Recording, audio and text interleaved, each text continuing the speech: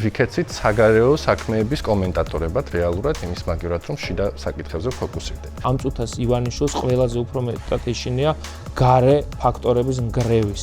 ჩვენ მივეჩვიეთ იმას, რომ ვიღაც სხვამ უნდა გააკეთოს ჩვენი საქმე. უკვე იმდენია გაკეთებული, რომ ეხლა ჯერი უკვე დასავლეთზეა რა. ჩვენ უნდა ვიყოთ ყოველთვის მზად, ეს მოხდება ერთ დღეში, ორ დღეში, 10-ში თუ ერთ წელში თუ როდის მოხდება. მოლოდინები რომ აი მეგობარ აქც რომ მიიღებენ, მაშინ ჩამოიშლება ქართული ოცნება, აი ბიზნეს რო დაასანქცირებს ბრიტანეთი, მაშინ ჩამოიშლება.